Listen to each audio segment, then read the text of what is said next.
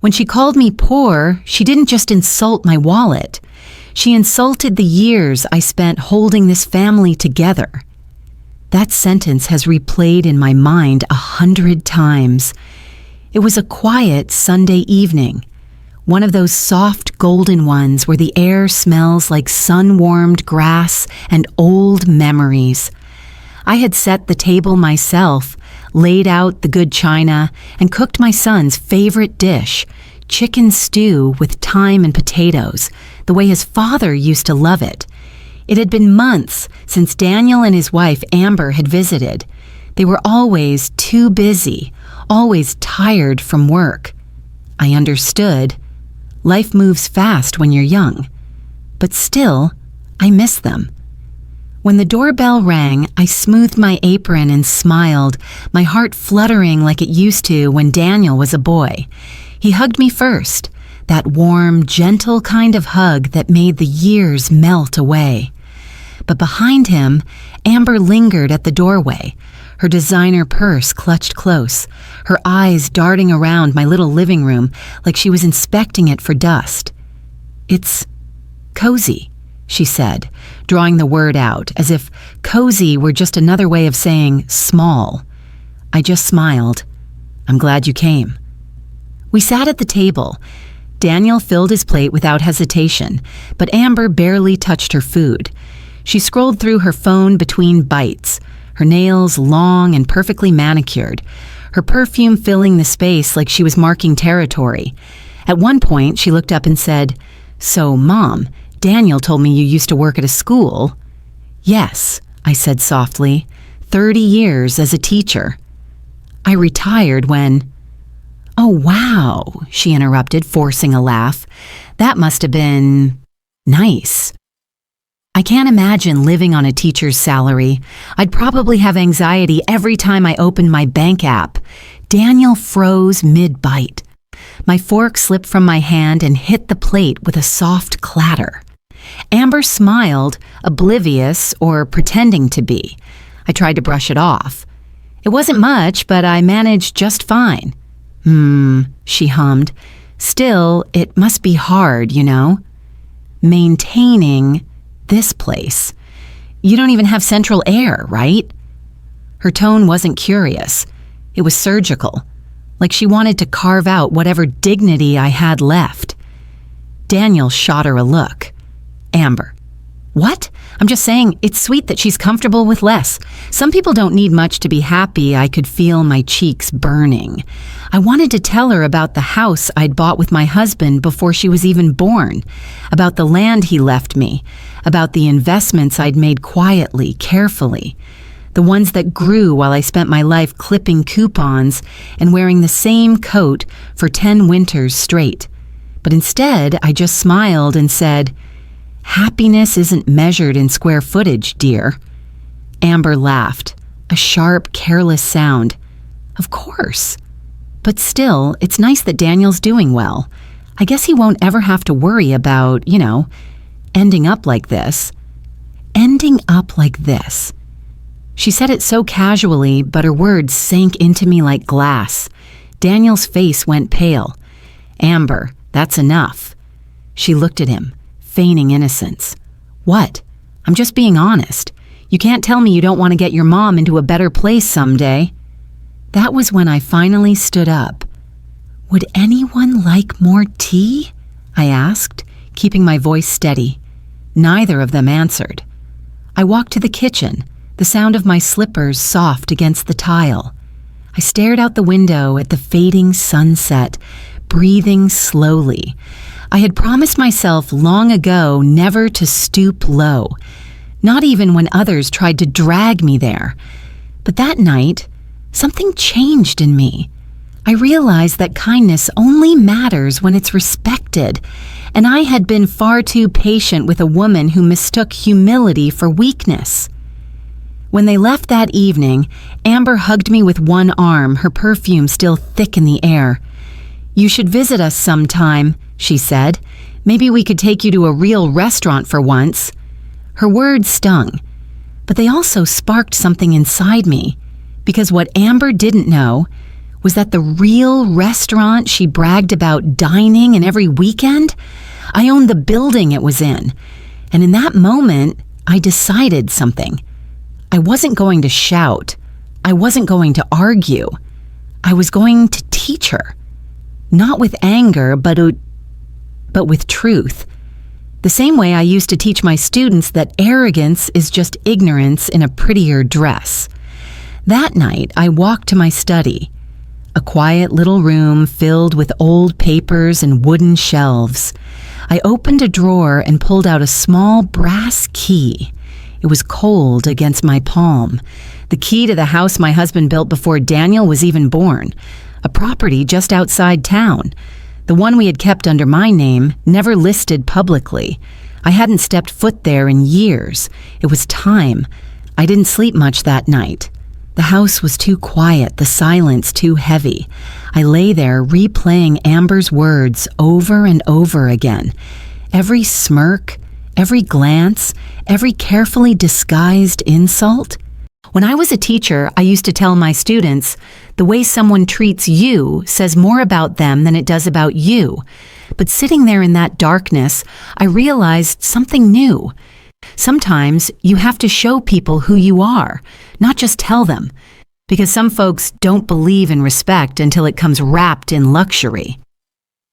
The next morning, I called my lawyer, Mr. Hampton, a dear friend who'd handled my husband's estate years ago. "Clara," he said, his voice warm as ever, "it's been too long. How are you, dear?" "I'm well," I said, though the lie stuck to my throat. "I just need a favor. I want to reopen the Willowbrook property. It's been empty too long." He was silent for a moment.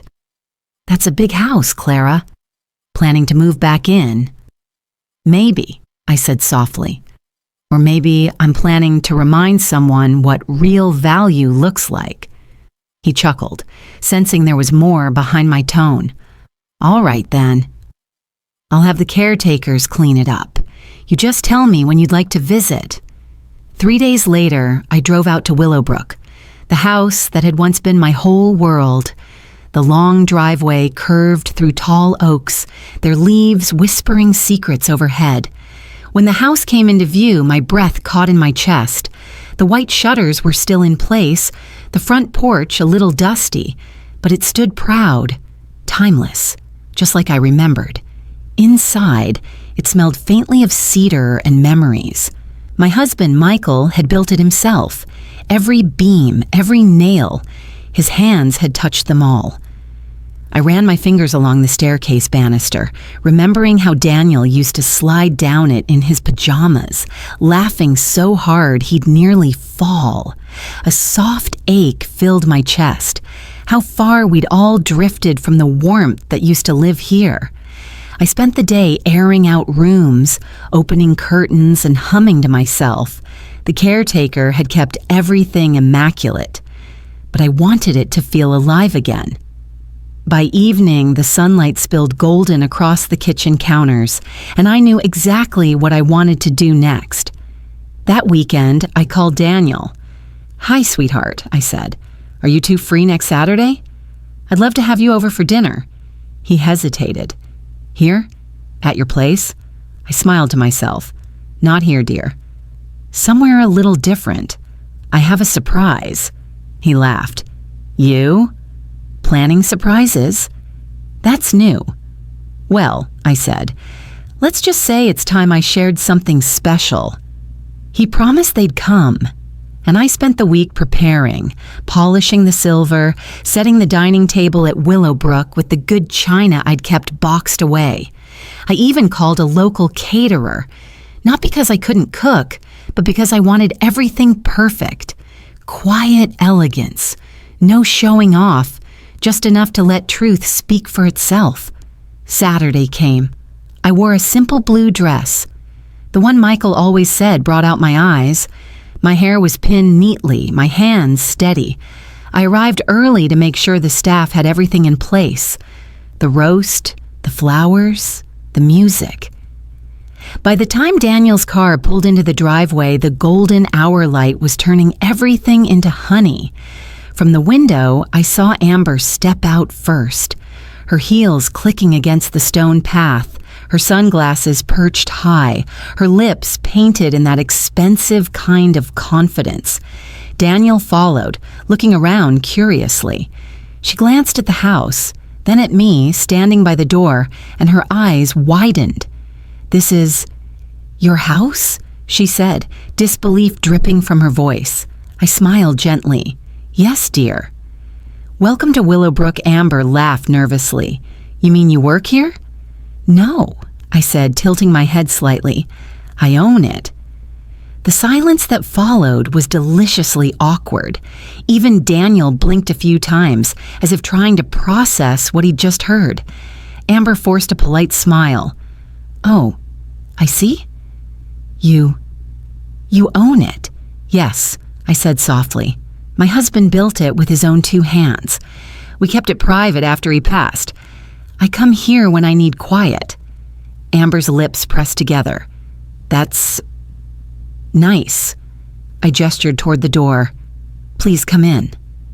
Inside, everything gleamed. The polished floors, the crystal chandelier, the way the firelight danced against the mahogany furniture.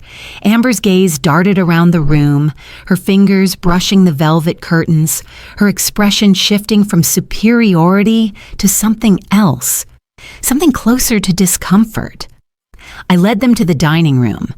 "I wasn't sure what you'd like, so I had a few dishes prepared," I said. "Daniel, your favorite, roasted lamb with mint. And Amber, I remember you mentioning you prefer vegetarian. There's a truffle risotto for you." Her eyebrows lifted. "You remembered that?"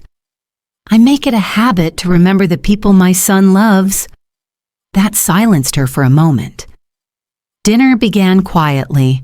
The air was thick with unspoken thoughts. Daniel tried to lighten things up, talking about work, his new project, but Amber remained mostly quiet, glancing at the decor, the chandeliers, the wine. Finally, she couldn't hold it in any longer. "So, why did you never tell us about this place?" she asked, swirling her glass. I smiled, calm and even. "Some things don't need to be told. They just need to be shown." She shifted uncomfortably. "Still, it's unexpected." "Unexpected," I said softly, "is when people think they know your worth and you let them believe it until the truth speaks for itself." Her eyes met mine then, and for the first time I saw something flicker behind them. Not guilt exactly, but awareness, the kind that only comes when pride meets its mirror. By the end of the night, the tension had softened. Amber tried to be polite, complimenting the food, even thanking me for the evening, but I saw the unease in her smile, the quiet reckoning settling inside her. When they left, Daniel hugged me tight. "Mom," he whispered, "why didn't you ever tell me you still had this place?" I kissed his cheek. "Because some lessons, my dear, are better learned by seeing." He nodded slowly, his eyes soft with pride. "I think she'll never forget this." Neither will I thought, because that night wasn't about revenge. It was about respect, the kind earned without raising your voice. For a few weeks after that dinner, things were quieter. Amber started calling me more often, not warmly, not sincerely, but politely. She'd ask if I needed anything, or mention that she and Daniel might stop by again soon. At first, I thought maybe she'd learned something that night. Maybe that quiet humility had settled into her heart like a seed waiting to grow. But as it turned out, some people don't grow from lessons. They just grow resentful.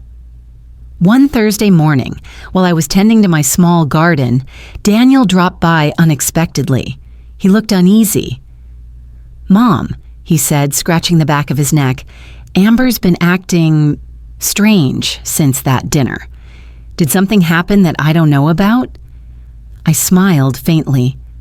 "Nothing, sweetheart. We just had a nice evening. Maybe it surprised her." He sighed. Yeah, she doesn't like surprises, especially ones that make her feel out of control. I looked at him carefully. And how are you? He hesitated. I'm fine. I hate feeling like I'm in the middle, you know? I love her, Mom, but I hate when she talks down to you. I reached for his hand. You're not in the middle, Daniel. You're just learning how to balance love and truth. It takes time. He smiled weakly, but his eyes said he understood more than he let on. 2 days later, I found out how deep Amber's resentment really ran. I was at the grocery store when I heard 2 women whispering near the produce section. She's the one of them said, nodding toward me. Amber was telling us her mother-in-law pretends to be rich, says that big house isn't even hers. The other woman gasped. Really? I saw pictures of that dinner on her Instagram. It looked like a mansion. The first woman snorted. Apparently, she just works for someone who lets her use it sometimes. Poor Daniel. He thinks his mom's some kind of landowner. My fingers tightened around the apple I was holding. I didn't even realize I'd stopped breathing. Amber hadn't learned her lesson. She'd rewritten it. She was out there telling people that I'd lied, that I'd borrowed someone else's house just to impress her, and worse, that I was a fraud. For the first time in a long time, I felt something old rise up in me. Not anger, but resolve. The kind that made me stand up straighter when my students lied to my face. The kind that made me believe in truth, even when it hurt. I put the apples back in their bin, paid for my groceries, and drove home. My hands were steady, but my heart was beating fast. That night, I called Daniel. Sweetheart, I said gently, would you and Amber like to come over again this weekend? I'd love to have a small family lunch. He hesitated. Sure, Mom. Everything okay? Everything's fine, I said softly. I just think it's time for a little clarity. Sunday came warm and bright. I hosted the lunch at Willowbrook again, but this time I invited Mr. Hampton too. He was curious when I asked, but I simply told him it's time to put a few things on record. When Daniel and Amber arrived, the tension was thick enough to taste. Amber's smile was tight, her eyes guarded. She wore a bright red dress, confidence armor, I called it. Mom, Daniel said, kissing my cheek, everything looks great. Amber added, as always, her voice sweet, her eyes sharp. I smiled. I'm glad you think so. Come, let's sit. We ate quietly for a while, the silverware clinking like distant thunder. Then I looked at Mr. Hampton. Would you please? I said.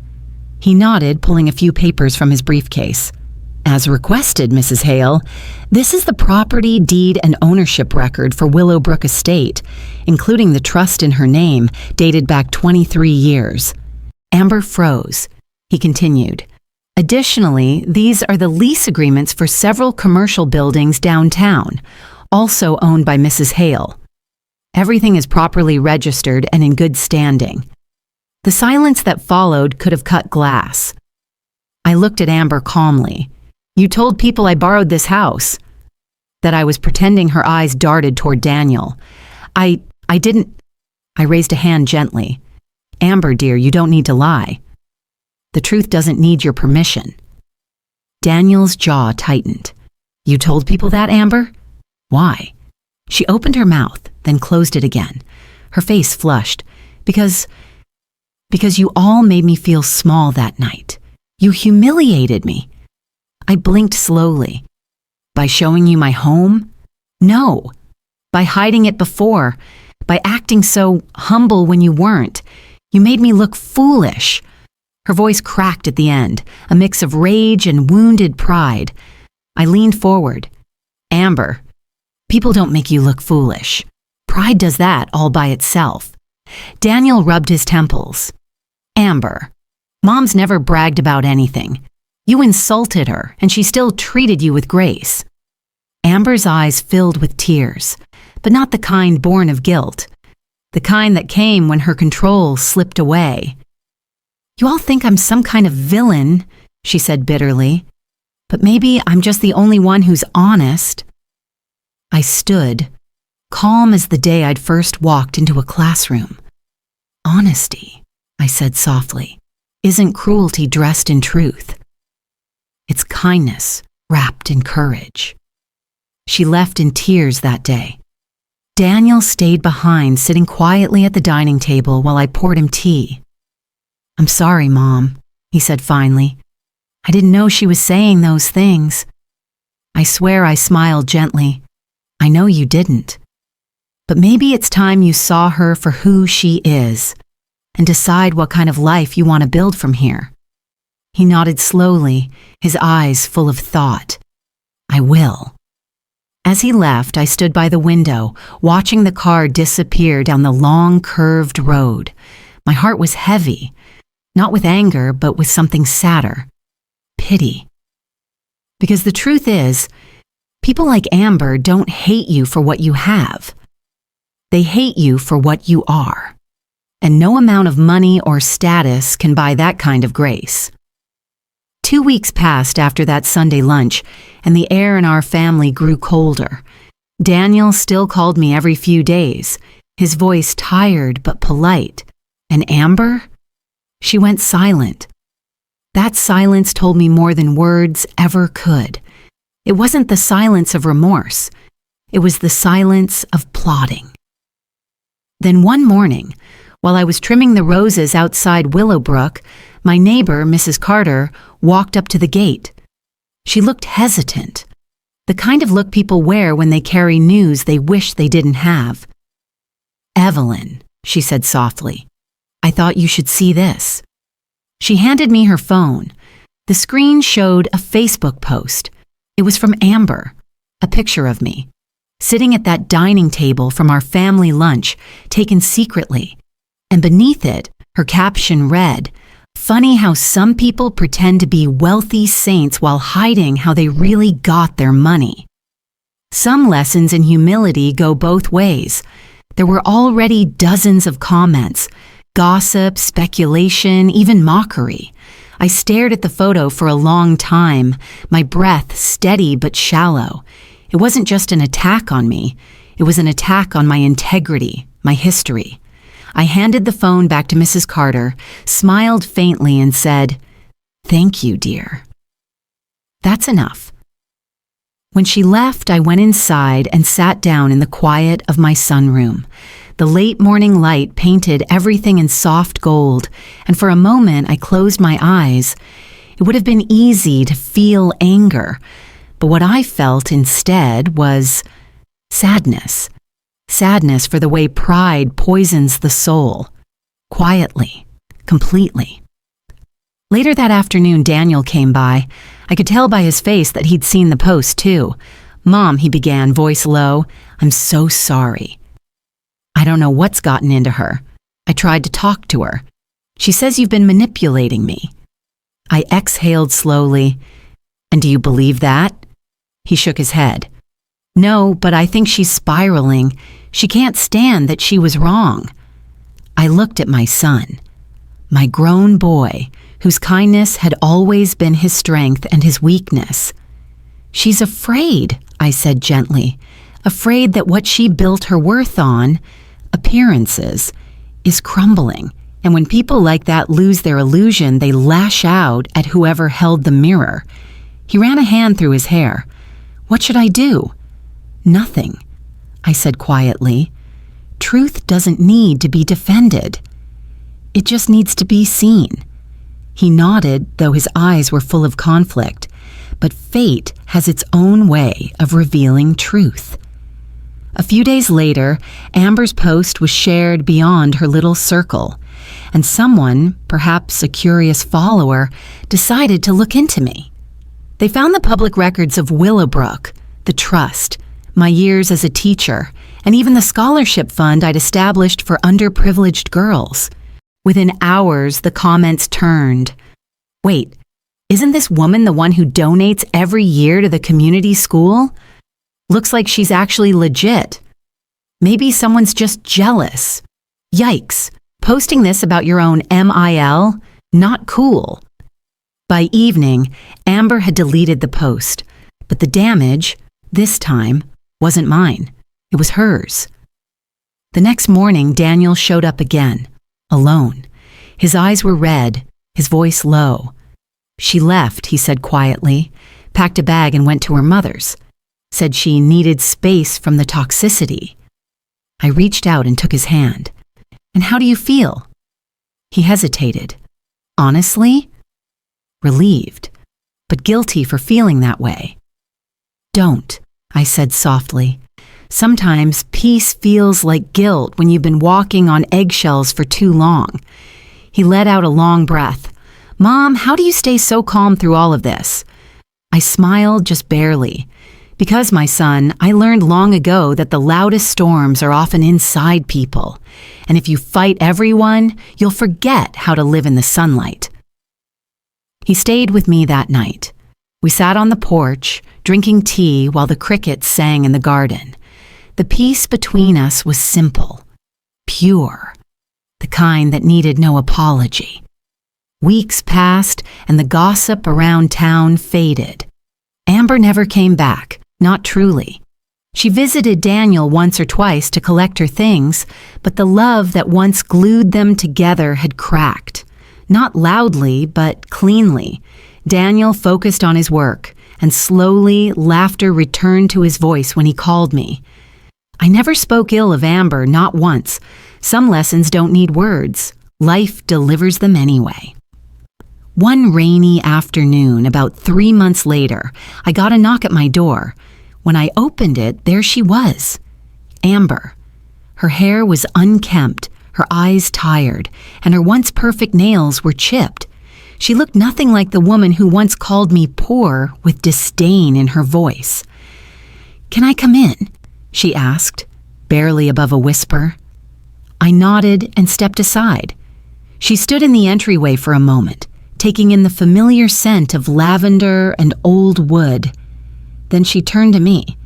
"I came to apologize," she said, her voice trembling. "You didn't deserve any of what I said or did. She broke off, swallowing hard. I was raised to think money was the only measure of worth. I hated that you were everything I wasn't, content, respected, kind. I thought if I tore you down, I'd feel better, but I only made a fool of myself." For a long moment, I said nothing.